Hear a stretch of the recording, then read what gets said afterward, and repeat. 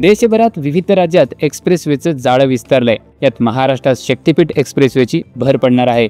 पण शक्तिपीठचं काम सुरू होण्याआधीच प्रकल्प खर्चिक असल्याची टीका होते। पण वास्तव काय आहे? खरंच शक्तिपीठ महामार्ग खर्चिक आहे काय?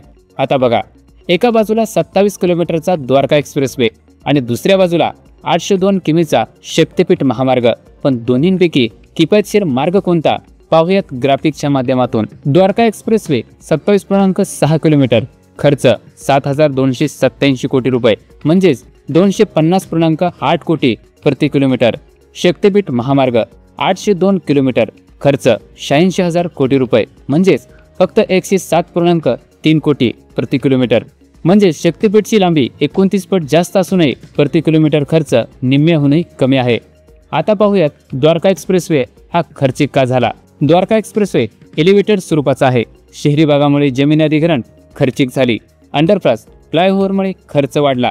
शक्तिपीठ महामार्ग डोंगर, जंगल आणि सागरी भागातून जातो, तरी याचा खर्च निम्म्यापेक्षाही कमी आहे। कसा ते पाहूयात। ग्रामीण भाग असल्यामुळे जमीन अधिग्रहण स्वस्त झाली। मोठ्या खोदकामाऐवजी नैसर्गिक उताराचा वापर केला। कमी वसाहतीच्या भागातून मार्ग जातो। मोकळी जमीन असल्यामुळे बाजारभाव कमी।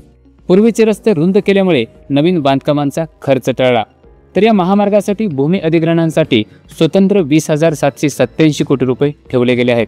कर्ज हुडकोकडून मिळेल, म्हणजेच फुगवलेला खर्च नाही। नियोजनबद्ध प्रकल्प, मोठ्या प्रकल्पात खर्च कमी ठेवता येतो। ग्रीनफील्ड रस्ते एकाच वेळी सरळ रेषेत बांधता येतात। जमीन स्वस्त, अडथळे कमी। थोडक्यात खर्च पाहून गोंधळू नका। आकडेवारी आणि भूगोल समजून घेतल्यावर कळतं शक्तिपीठ महामार्गाचा खर्च किफायतशीर आहे। त्यामुळे आता तुम्हीच ठरवा कोणता महामार्ग महागडा आणि कोणता स्वस्त।